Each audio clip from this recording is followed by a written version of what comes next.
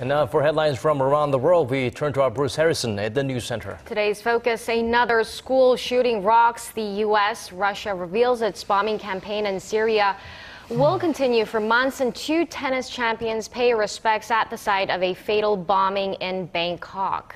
Well, Bruce, first let's start with a deadly shooting on Thursday.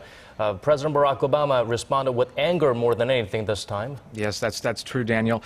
This small town and small college will also now forever be associated with tragic acts of gun violence that have become somewhat of an identifying mark of contemporary American culture. Following the shooting, President Barack Obama did speak angrily about the need for greater gun control.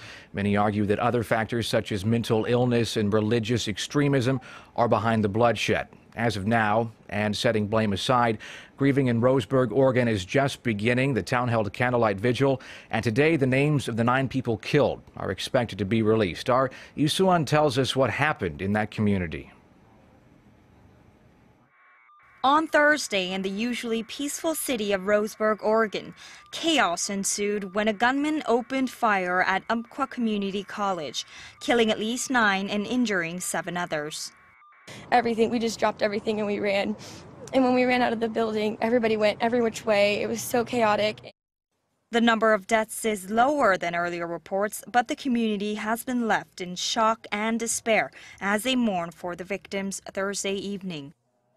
American media reported that the suspected shooter was a 26-year-old man by the name of Chris Harper Mercer, but officials have not confirmed the report. The police said the shooter died after an exchange of gunfire with officers and added that it's too early to comment on a motive or whether he acted alone. The Oregon massacre is one of the many mass shootings that have taken place this year in the U.S., and it has once again fueled the debate on tighter gun control laws. U.S. President Barack Obama, at a briefing just hours after the incident, said thoughts and prayers were not enough to prevent the killings. The United States of America is the one advanced nation on earth in which we do not have sufficient common sense gun safety laws, even in the face of repeated mass killings.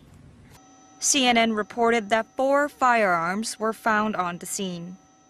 Survivors of the rampage have been transported away from campus, while the injured, including 3 in critical condition, are being treated at a nearby hospital. Isuin, Arirang News.